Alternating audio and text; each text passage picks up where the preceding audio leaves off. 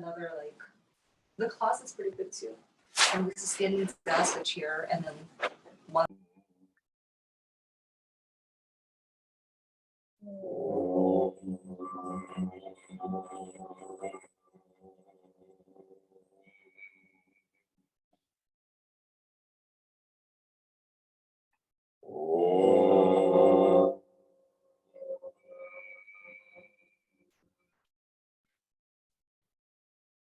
Gurur Brahma, Gurur Vishnu, Gurur Devo Maheshwara, Gurureva Param Brahma, Tasmai Shri Gurave Namaha.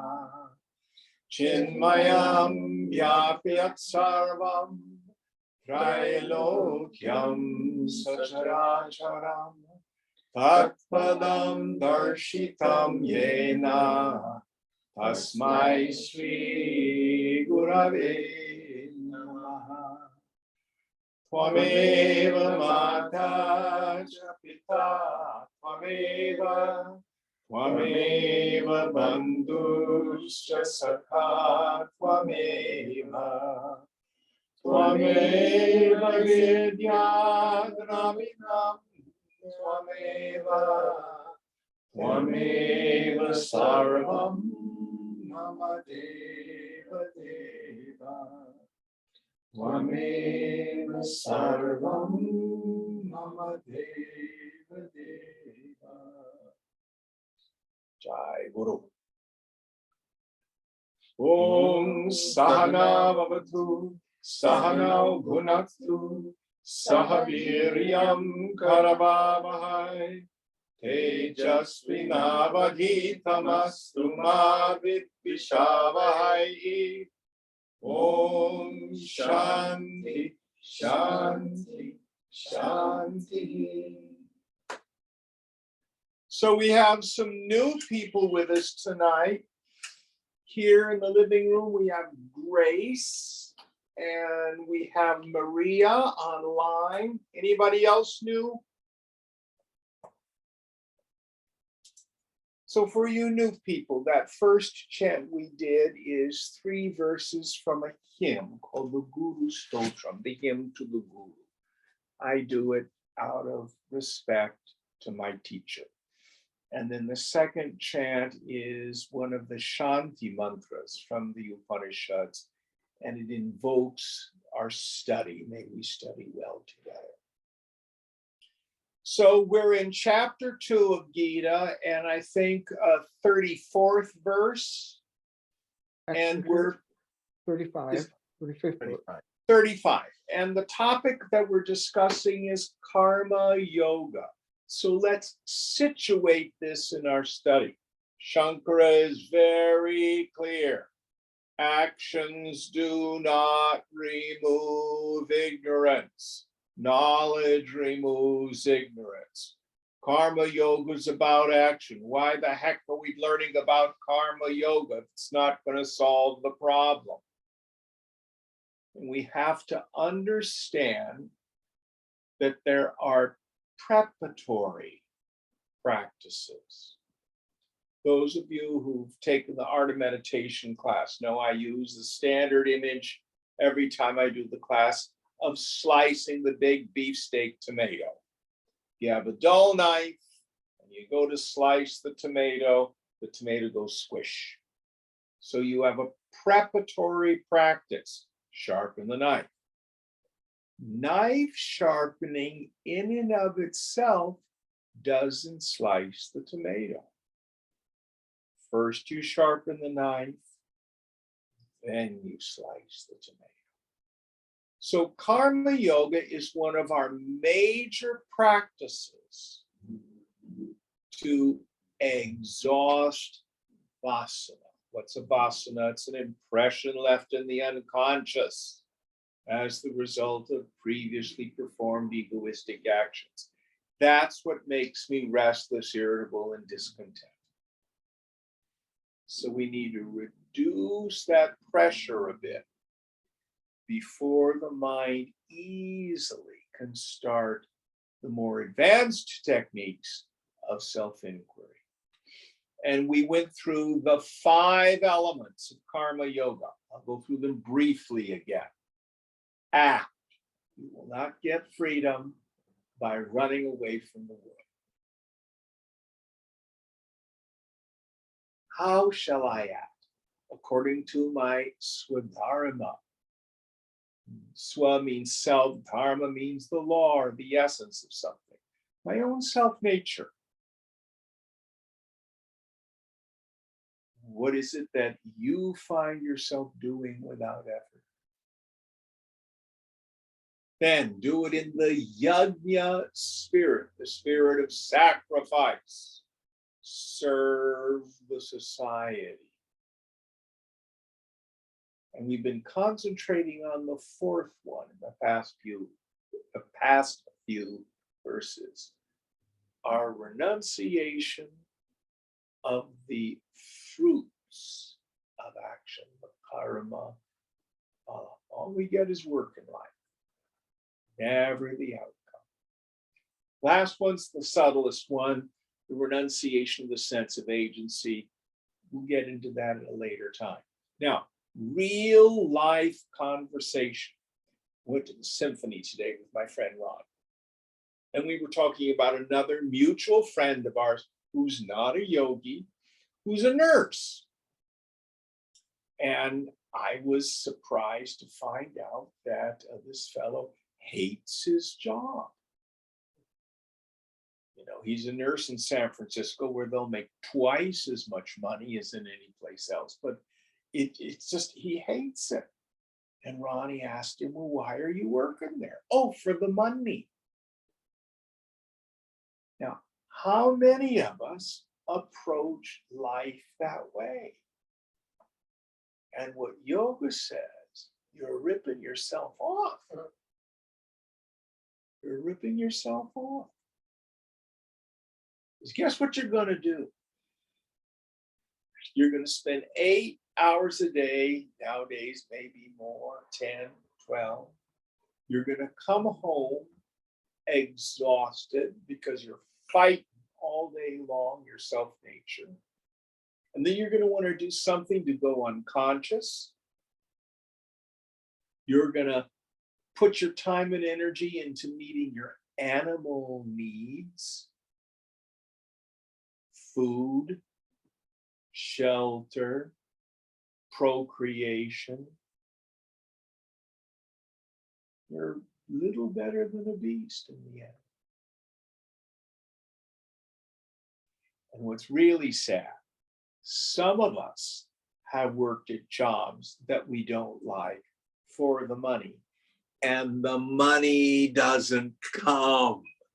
Who's been through cycles in their life like that? That's really sad. Now, the other thing that's sad, we'll use this fellow who's the nurse. If he's working at this particular hospital and he hates it, he's keeping someone else from having that slot.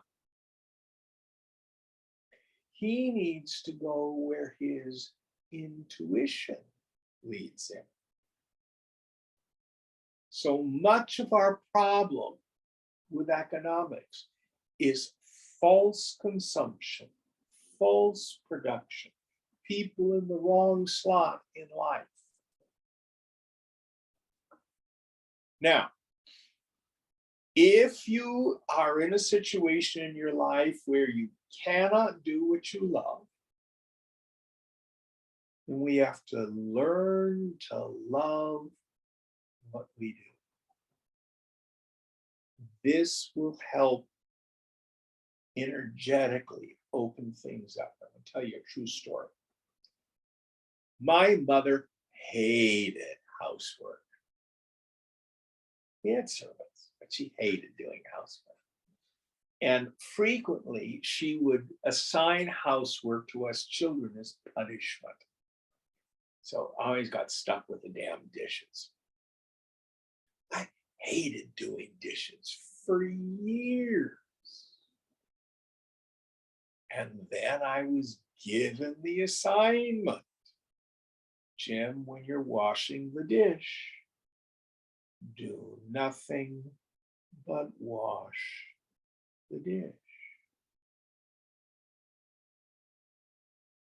And all of a sudden, I realized I didn't hate dishes. I just had these stories going in my head. Why do I have to?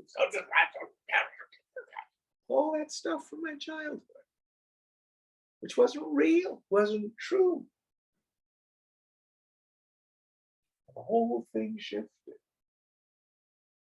Swamiji used to call it, put your mind where your hands are working.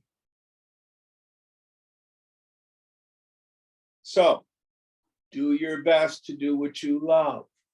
Some of us are situated in life where that may be a bit of a project to get aligned with our Swadharma.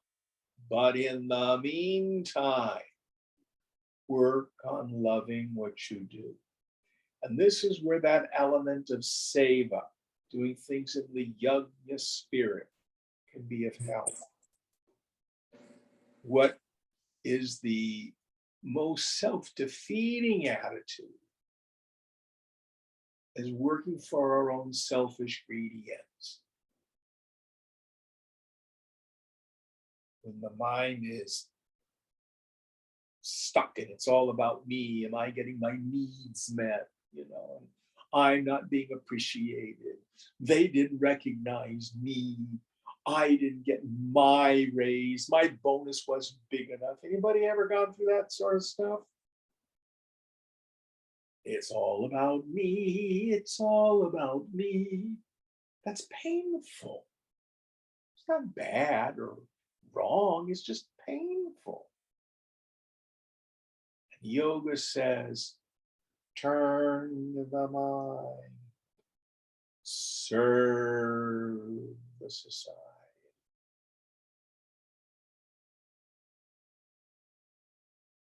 You don't work for Facebook or Salesforce, you work for God. Your customers are not the idiots who are buying this stupid project. Your customers are God. Any thoughts about this before we move on? All right, verse 35. Would you help us out, Fanaya? Do you have a flight? Yes. Bhayad dranad uparatam mansyante tva maharatha yesham chvatvam bahumato bhutva yasyasi laghavam. The great battalion commanders will think that you have withdrawn from the battle through fear, and you will be looked down upon those who had thought much of you and your heroism in the past. So what Krishna is talking about is he can see into the set of the soul of Arjuna, what's in his heart. And he knows he may be able to do lip service. Oh, I don't want to fight. Where I want to go off and meditate. I want to be spiritual, but he knows the battalion commanders in the other army, even in this army, they're going to think you're a coward. Now, for Kshatriya, for a warrior, his name is honor. It's very important. Notice at this point, Krishna isn't telling him to drop it. Because those are his vasanas. That's what he's going to think about. That's what he's going to do. So the issue here is what I call phony renunciation. We have our duty to do in the world, and because we're ego identified, it's painful. Phony renunciation is to run away from the world. What do we want to do if you had all the money and time and talent in the world? oh, I'd be on permanent vacation. I'd spend all my time on the beach. No. That gets very boring very quickly. Have you ever had any dreams about things? Well, I've always wanted to build a widget factory. Why didn't you do it? Too much work. Nobody ever wants it anyway. It's above me. So that's phony renunciation. Krishna says, go after it. Fulfill your dreams. But just let go of the results. Any thoughts on this?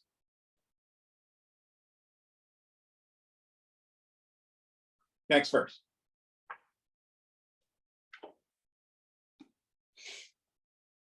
Avachyavadamscha bahun vadishyanti tavahitaha nindantastvas samarthyama tato dukhataram nukim. And many unspeakable words will your enemies speak, cavilling about your powers. What can be more painful than this? Yes. So because he is identified with his honor and name, Krishna is poking here. Poking. So imagine Arjuna in front of him, getting all red in the face, starting to hyperventilate a little bit. Yeah, but. Let's see what happens. Going on. Hato vaprapsyasi swargaham jitva vabhokshase mahim tasmad duttishta kaunteya yuddhaya kratanishchayaha. Slain, you will obtain heaven. Victorious, you will enjoy the earth. Therefore, stand up, O son of Kunti, determined to fight. So, from an exoteric meaning, if he's fighting this righteous war and he's killed in this war, he will go to Swarga, one of the heaven realms. If he wins, he's victorious, he gets all the honor of this world. But let's look at the subtler esoteric meaning. What is Swarga? Swarga is a mind state. Now, in the Christian religion, you have infinite reward for finite actions. If you do finite good actions, then you go to heaven, and that's forever. If you screw up, you go to hell, and that sucks. You're just there forever. Yoga says, well, that's really not the way it happens. Swarga is the state we have when, as the result of our punya, our good actions, life works for us. So many yogis who struggle with the material world will say, Jim, what about these friends of mine? And they seem to get together and get married with no trouble, and they don't fight, and their work is comparatively rewarding, and they have plenty of money, and yada, yada, yada. You know people like that? That's called Swarga. Now, Swarga is temporary. It is the result of a finite number of finite actions. So in order to stay in Swarga, possibly, You gotta keep building up the punya, the good actions. So for example, if you've been prudent and you've put money into your 401k, and now at the end of 2022, you look and you did reasonably well and you got $500,000 there. Oh, I'm gonna take 2 years off and travel around the world. Knock yourself out. But if at the end of 2 years you've got $100,000 left, don't complain. The bank account in Sparga gets emptied out. You understand what I'm saying? But you got to keep doing the good actions to do this, get in this heavenly state. Now, what happens? People start to coast. They get all identified with how successful they are. Not if, but when it changes. Then the mind state goes down to some of the lower realms, like the realms of the bhutas, the ghosts. Now, the ghosts, those are mind states, states of consciousness.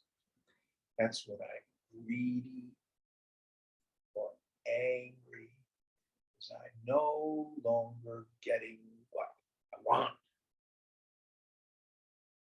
So most of us bounce between those two realms. Work. Mostly good people, maybe a little larcenous. It works for a while. Then all of a sudden there's a downturn in the economy. All of a sudden the retaining wall gives way and the back of your house slides down the hill in a rainstorm. All of a sudden the partner you were doing so well with, there's a huge blow up and they walk out.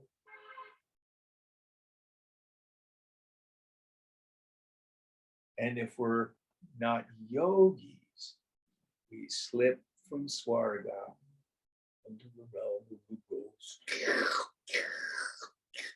And they were not very nice people for a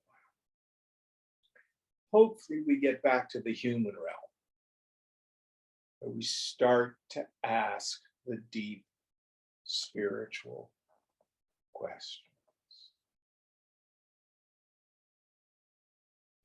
So, if you're on point with your swadharma, you're doing what you're supposed to be doing, and you're doing your karma yoga the best that you can, but you're attached to the fruits. It may work really well for a while, but Swarga is finite. From the cosmology of Hinduism, we say you're in Swarga for a while, then you reincarnate, come back. But that means you basically, all that energy, you use it up. Use it up.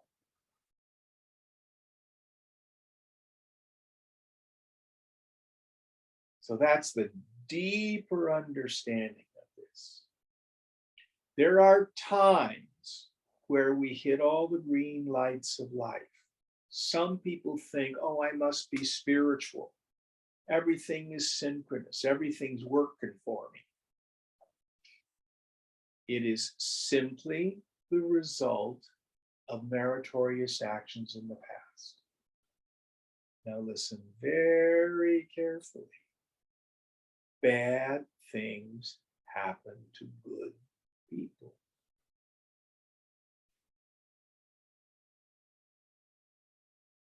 Spouses die. Businesses fail. The economy turns south.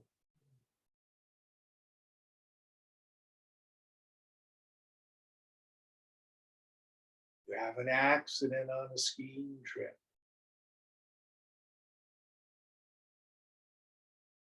The chains of causation in karma are complex and they go back for lifetimes. Don't blame. We never blame. We're never being punished.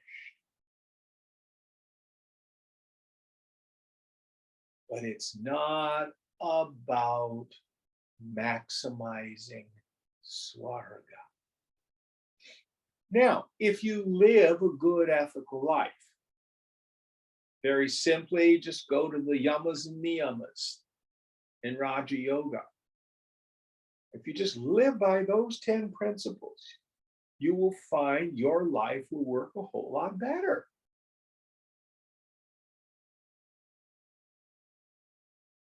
As long as you keep doing it.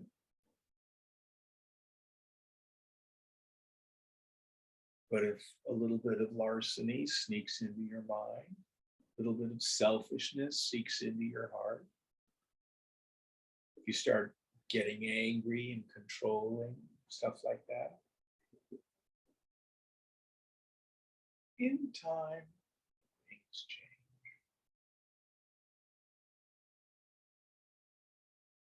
So, it is of value to live an ethical life because it makes our yoga easier. It makes being in the world smoother.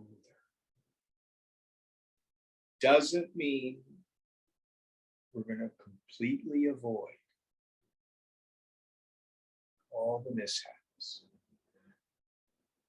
But if you're working on renouncing your attachment to the fruits of actions, when the mishaps happen, let it go. Any thoughts on this before we go on? Next verse.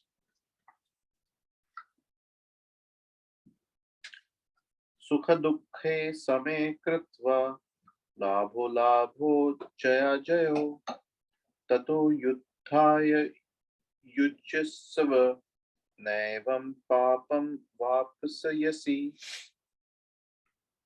Having made pleasure and pain, gain and loss, victory and defeat the same, engage in battle for the sake of battle. Thus you shall not incur sin. Yes. So now he's giving us another major tool, a practice. The term that he's going to use later on to describe this is called samadrishta. Sama means same, drishta means seeing, vision. The equality of vision.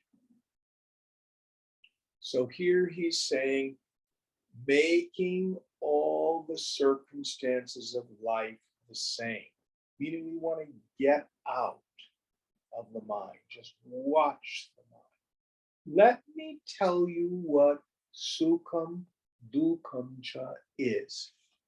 Sukham, pleasure. Dukham, he translates it as pain. I would say suffering. It's a mental state.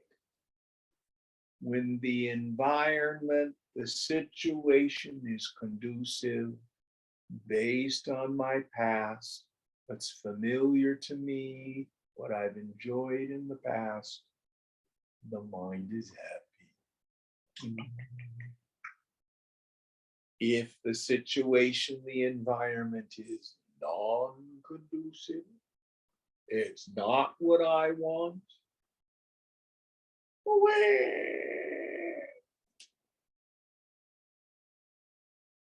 and your mind hasn't really changed since you were a baby. All your mind does.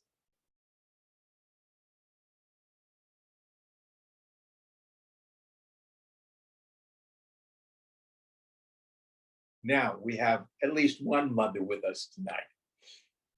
Do you remember when he was a teeny tiny and he would have a tantrum, he'd be so upset, and then he would get distracted? What would happen to the tantrum? Yeah, he'll do something else, then start doing something else. Gone, yes. Babies are very good at letting stuff go. Yeah, that's good.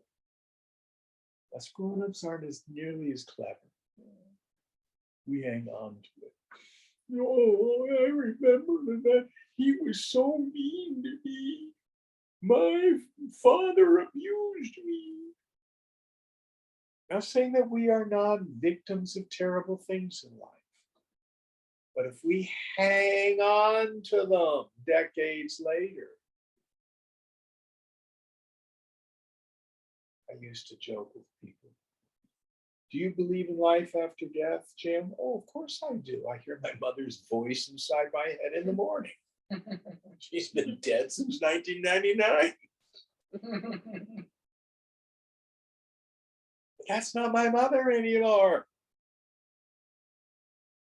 That's old familiar patterns. So what the yogi wants to do is practice making phenomenal circumstances, the situations, equal. Practice just letting it go, letting it go, letting it go. This does not mean being a doormat from the standpoint of the physical world, simply be solution oriented. But let go, let go, let go. Understand that if pleasure and suffering occur in my mind, those are only mechanical reactions. There's no truth to them.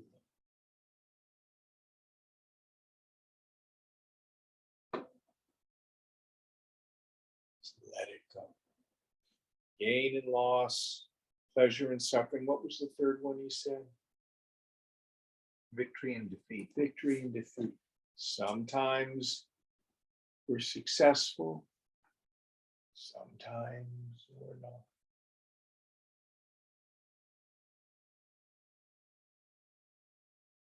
But it's always going to work out. And what he's beginning to point to is a peace of mind, a happiness that's independent of the circumstances of the world. Independent.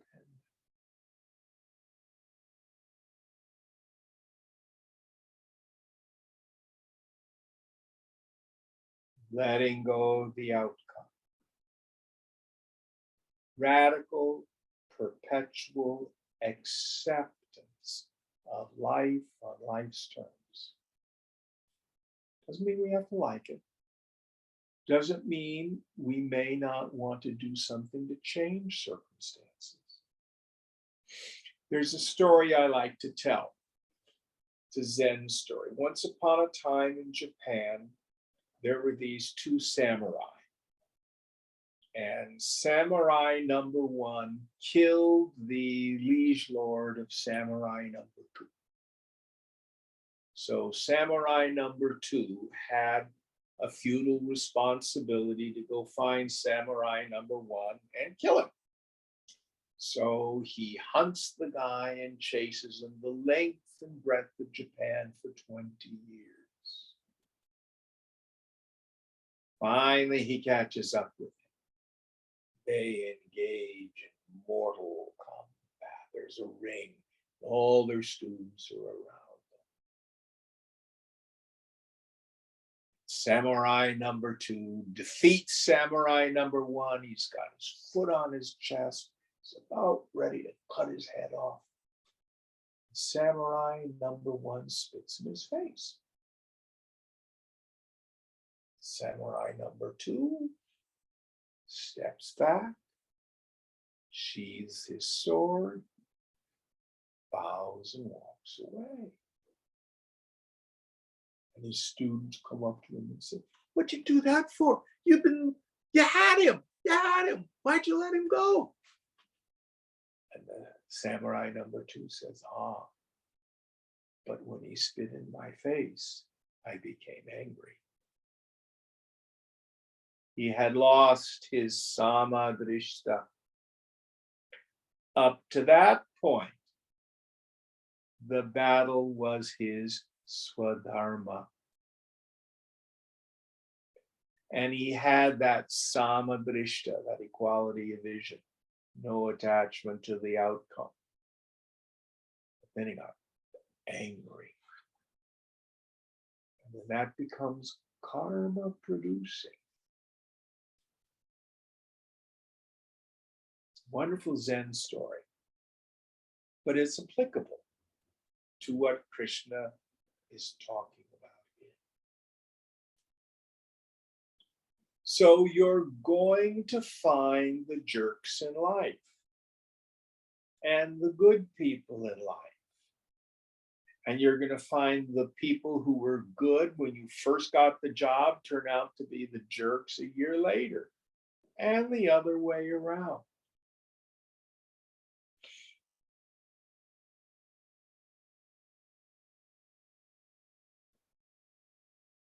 Any thoughts on this practice of the equality of vision? Making everything the same. Now, Shankara goes into this practice in depth in Vivekachudamani, learning how to introvert our energy and keep it tuned up. So you can do something like walk through the park or down the street. Practice making the lamp post, the mailbox, the orange cone, the dog poop, the person walking by, just being still, letting all that sensory data pass through, keeping this equality.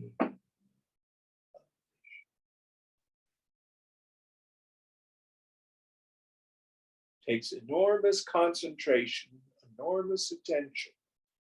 Most of us can only do it for a few minutes at a time. But I invite you to practice it. It's interesting.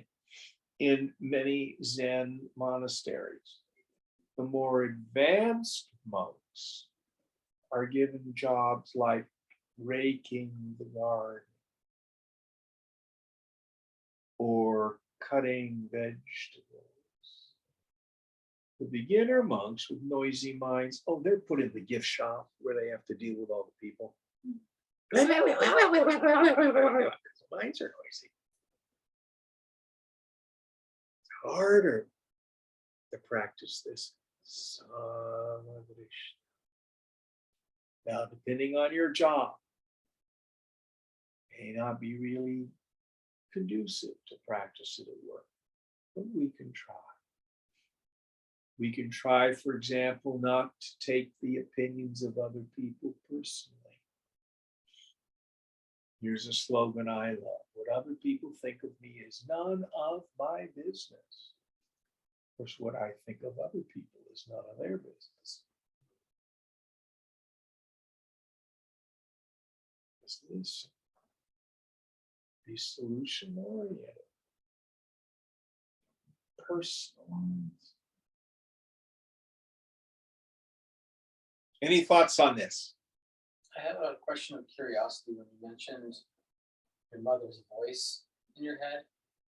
Would you consider that to be a vasana or not a vasana because it's not based on an egoistic action? Is it a samskara? Actually, at this point, she's pretty quiet. But I'm just saying as an example, would that be an example of a? Yeah, it could be.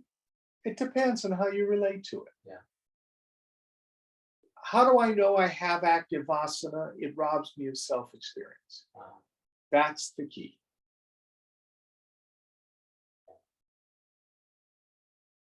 Good question.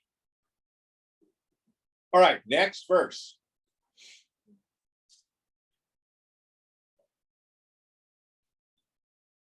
Eshate bihita sankhye buddhi yoge tvimam shunu buddhya yukto yaya partha karma bandha prahayasi.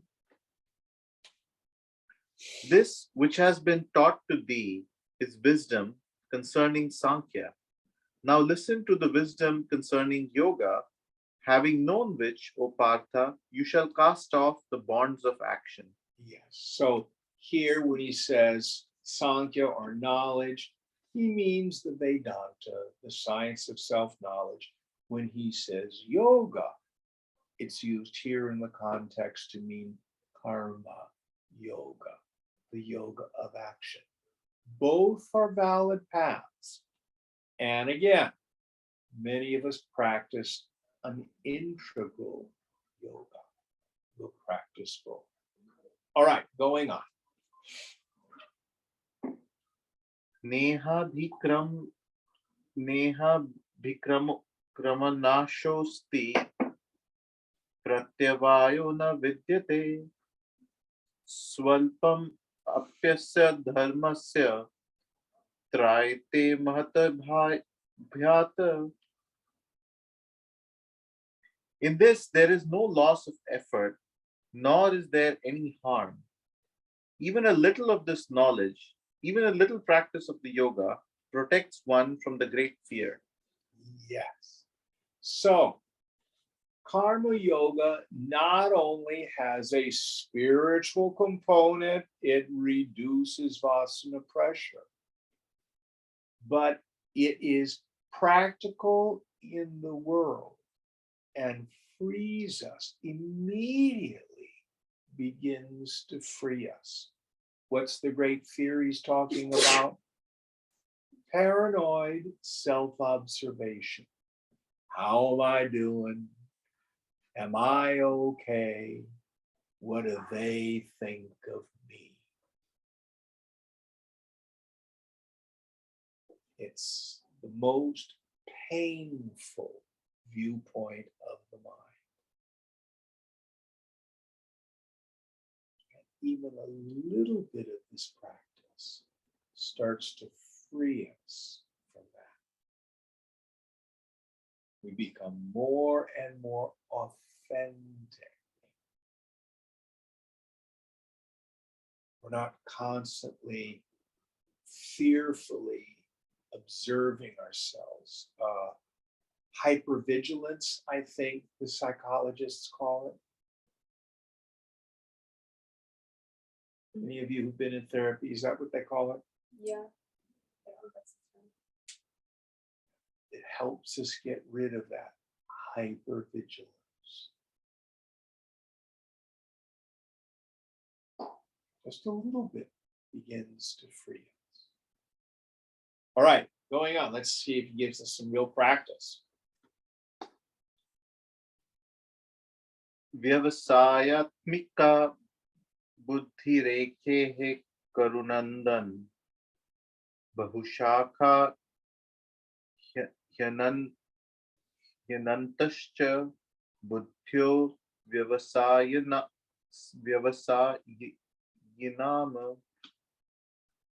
Here, O joy of the Kurus, Kurunandana, there is but a single pointed determination.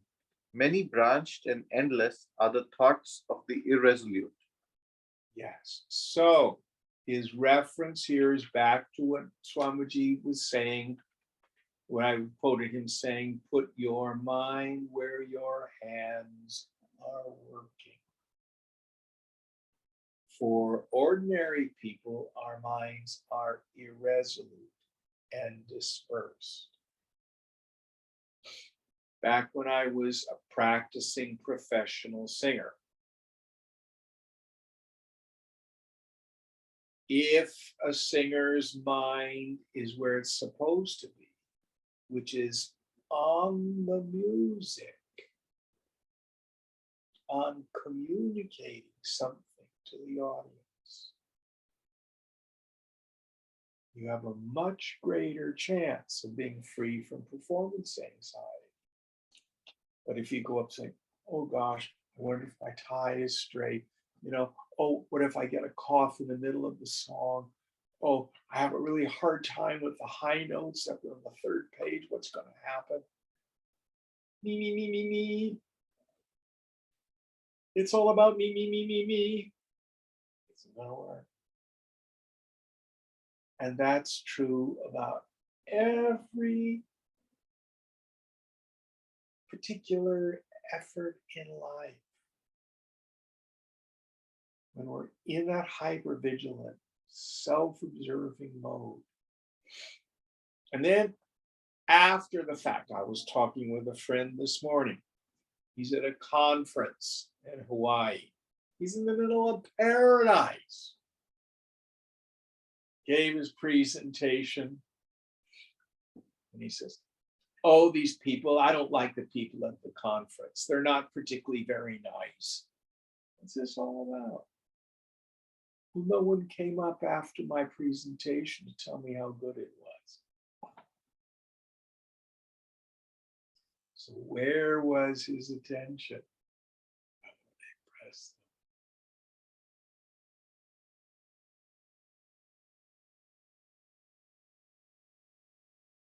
Any thoughts on this?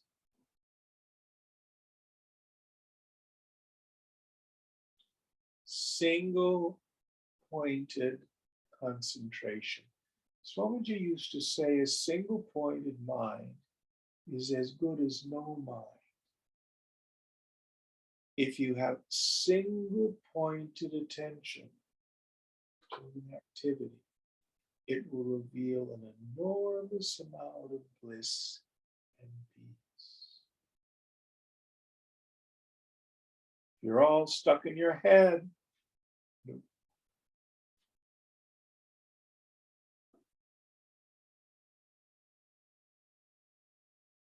So, Daniel, do you have to do calculations and spreadsheets and all that sort of stuff for your clients? Yeah. So if your mind wanders and you're thinking about food or where you're going to go and stuff like that, what's likely to happen? Well, you could potentially make an error in your calculations or your formulas. Yeah. It's practical. It's practical. Now, any of you know who Buckminster Fuller was? He had a fantastic practice. He determined that his maximum state of concentration was 2 hours. So he disciplined himself to only work at one particular practice for 2 hours. So he'd be in the garden for 2 hours. Then he'd go do engineering for 2 hours. Then he'd paint for 2 hours. And all these other things. He was quite a Renaissance man. But what it allowed him to do, he intuitively came upon this truth. That your maximum efficiency is when your mind is single pointed. When the mind fatigues or other issues start to come in. I don't like my boss. What am I going to do about my date on Friday? All that stuff, you lose the power of a single pointed mind. Now, when we get to the point of doing meditative practices, let's say you're doing japa. Om Shivaya, Om Shivaya. Gee, I wonder if I should do the dishes. Om Namah Shivaya. I wonder what I'm going to have for dinner tomorrow. Om Namah Shivaya. Gee, I haven't gone shopping yet. Om Namah Shivaya. Why did that person say that to me at work? That was just really cruel. Om Namah Shivaya. No, you don't get the value. You got to keep bringing your mind single pointed. Your dharana, concentration, bringing the mind to a single. But it's incredibly practical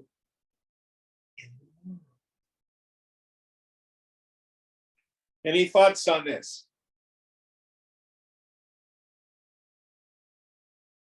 All right, one more. Let's see what we got.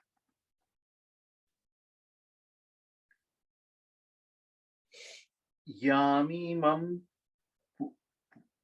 pushipatam vacham pravadant yavipaschitah vedavad vadarataha partha nanya nanyadastiti vadinah. Flowery speech is uttered by the unwise, taking pleasure in the eulogizing words of Vedas, or Partha saying there is nothing else. So here he's taking a bat to those people who think spirituality is about the God speak, the God rap.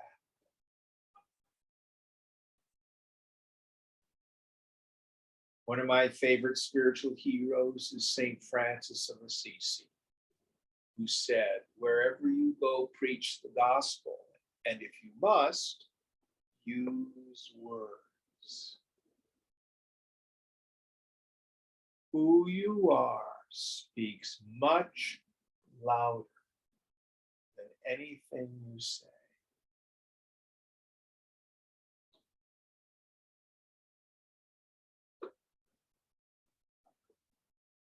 Something as simple as if you're interviewing people for a job and you look at their resume, that's flowery speech. And you start asking questions and you realize it's BS. Anybody ever have that experience? I've been on the other side. What is that guy? George Santos. He embellished his resume. No, he lied. Gets us in trouble. Gets us in trouble. But spiritually, be judicious about sharing your experience, your journey with people, even your friends. See whether or not you're involved in what Chogyam Trungpa Rinpoche called spiritual materialism. Have you made your practice, your sadhana, another ego possession? Oh, yes. Back when I was in the ashram, people used to do it by all the gurus they've seen. Oh, I've seen Baba Muktananda, and I've had the darshan of Guru Bhagwad, and you know, all these things like this is like something I own. It's a possession. I've read this scripture. I've read that scripture. That's worldly pleasure. And in the end, it undercuts your real sadhana.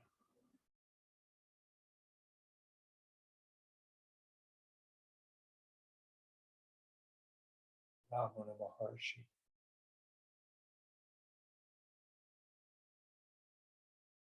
He taught silence.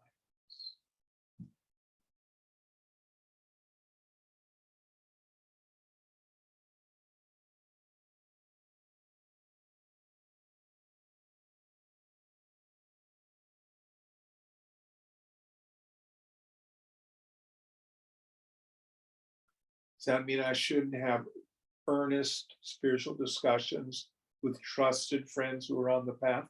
Of course. The end of Taittiriya Upanishad says, Swadhyaya Pravachanecha. Your own self-study, Swadhyaya. Pravachana. Talk about this to one another. Be judicious. Any thoughts on this? Do I have to have a partner who's on the path? No. Many of us find we work really hard at our sadhana and we have good friends or partners who aren't yogis at all, but they're just good people and they seem to do it so easily, where I have to work at it. Punya from other lifetimes.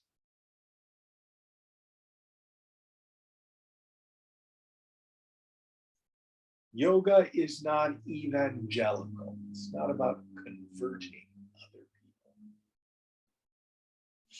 Doesn't mean we don't share it. Any thoughts on this?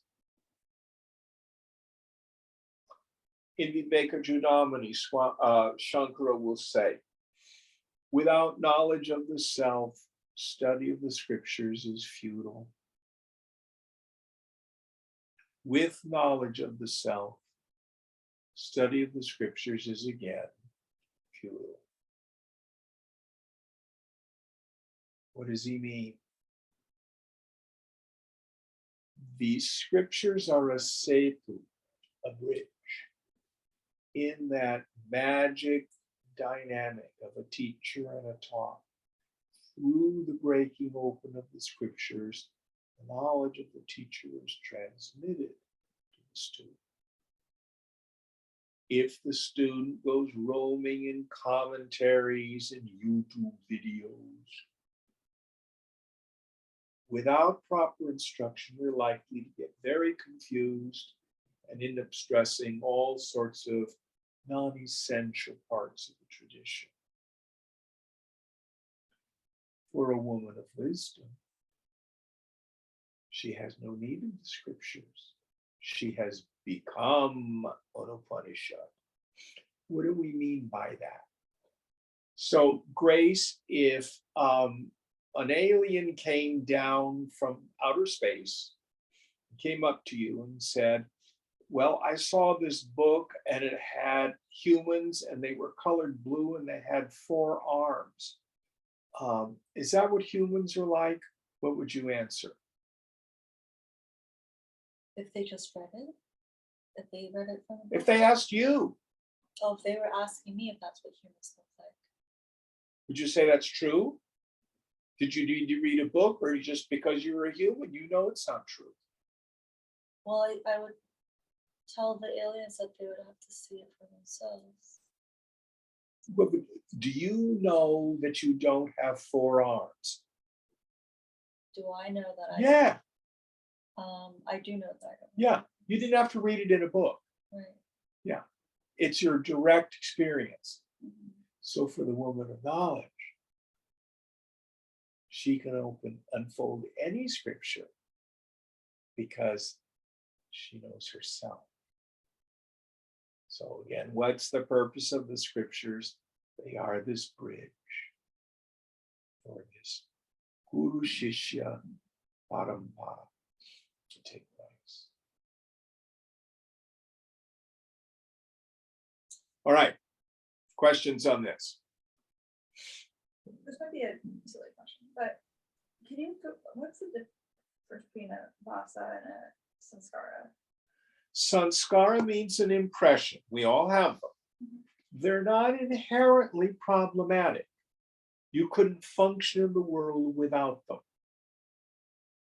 That you know that that's a table is a sanskara, that you know this is a lamp. Tiny infants have almost no sanskaras. You know how they'll put mobiles, I think they call them, above cribs? Did you do that for your kids? These moving things that some people hang above a crib? They may not have done that in India. But why do we do that? Teach the child's eyes to focus. Who said you have to focus your eyes? So that's a sanskara. They are not inherently problematic. But a subset of sanskara is vasana. It's a particular kind of impression. It's an impression that has I-ness and minus wrapped up in it, with joy-giving and misery-producing processes. And they develop from after the fact rumination on joy-giving or misery-producing experiences. Does that make it clearer? Yeah, so vasanas can be joy giving or misery giving. Yeah, either one. Let me see if I can give you an example. You date a guy and he turns out to be an alcoholic. And you, after the third or fourth date, you go, oh man, good looking, but not for me. And then someone says, oh, I want you to meet so-and-so and go out with him. Oh, does he drink? Well, not too badly. Red flags go up. That's vasana.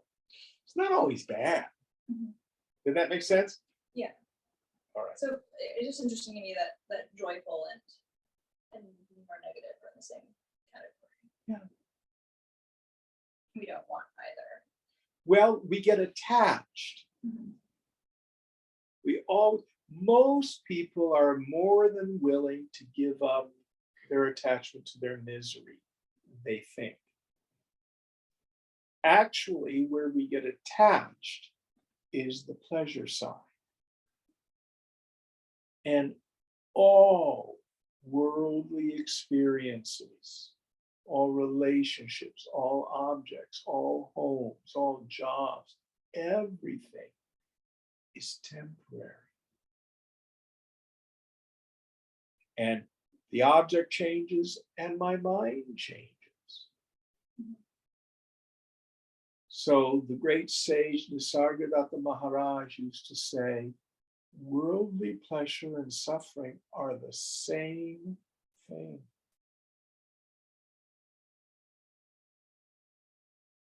But when it's going good, nobody wants to stand back a bit and stay detached from it. Then when it turns, it's too late then. You're hooked. Does that make sense? All right, next verse. Which one are we on numerically? 43. 43. Kamatmanah swargapara janma karma phala pradama kriya vishesh bahulam bhogeshwar gatim prati. Full of desires, having heaven as their goal, they utter flowery words which promise new birth as the reward of their actions and prescribe various specific actions for the attainment of pleasure and lordship. Yes. So again, we talked about swarga, when everything's working. What they're talking about here is also ritual practice. One of the basic differences between the Abrahamic religions and Hindu ritual. Abrahamic religions, God is, our job is to surrender to God, to love God. But when it comes to the devas, the various deities, they're kind of like the department heads of life. One of the ideas that Hinduism teaches is that the gods can be controlled through ritual. This is common in the ancient Greco-Roman world as well. If you did the right sacrifice, you would propitiate the god.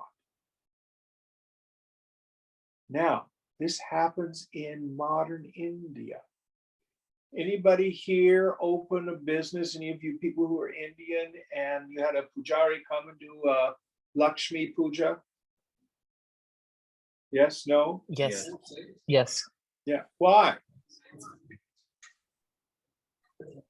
Please the gods. Yeah, and then what's the god gonna do? Give you money. Lakshmi, the goddess of wealth. The point here is through ritual, the gods can be controlled. Now, what do we mean by the gods? The devas are the presiding principles over human endeavor, the forces of nature. Sometimes it means the sense organs. But that's the frame of this. I'm not going to go into whether or not it works. There's subtlety there. But the whole idea is that approach to religion, that approach to ritual, always has as the result me getting what I want. Now, in the Western world, oh, Aunt Mary's sick. We're going to do a novena for her. Yeah, I say the rosary every morning so that Aunt Mary won't be sick. I'm still trying to tell God what to do. Listen very carefully. If your God is an errand boy, you've got a very small God.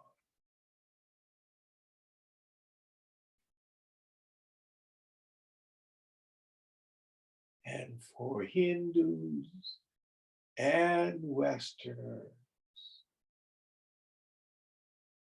frequently it doesn't work.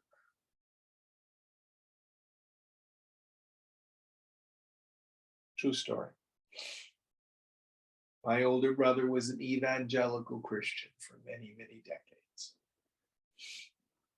Very conservative, very rigid in his beliefs. His youngest daughter married a delightful young man. She was in the Navy, he was a Navy SEAL. And in 2010, he was killed in Afghanistan in a helicopter accident. And not only was it a deep personal tragedy for their family, but it shook my brother's faith. He wasn't supposed to die because we prayed, meaning we told God what to do.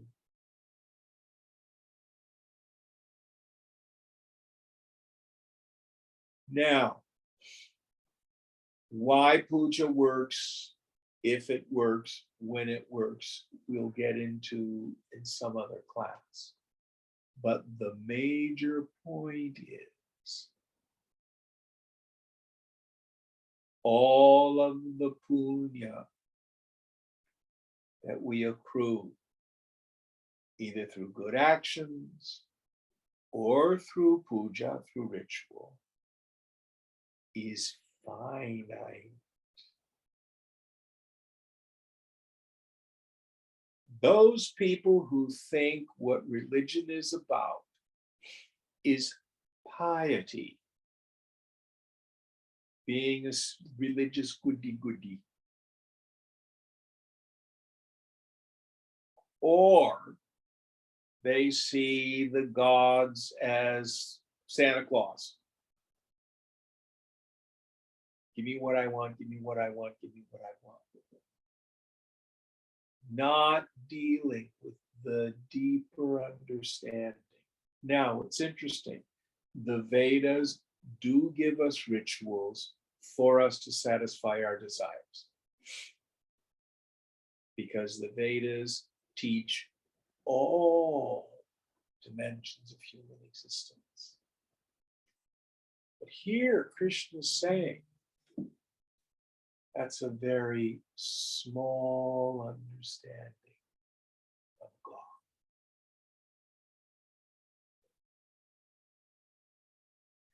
So here's another maxim. If you want to know what you really believe about God, look at the way in which you pray. Your prayer life reveals your real theology.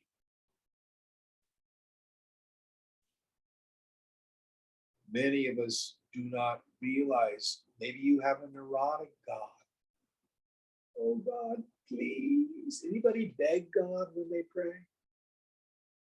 Any of you do that? Is your God?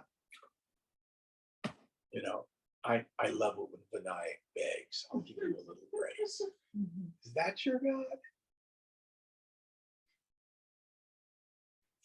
Fang didn't worship me this morning. That's a neurotic God. There's no such God. Now, if you believe in a neurotic God, you got some issues going on. Look at the way you pray. Reveals your deep understanding of the infinite. And 99.9% of all the people in the world think God is an arrogant boy. His job is to give me what I want. Because I know what's best about my life. And Krishna says, at best, you get stuff. Any thoughts on this?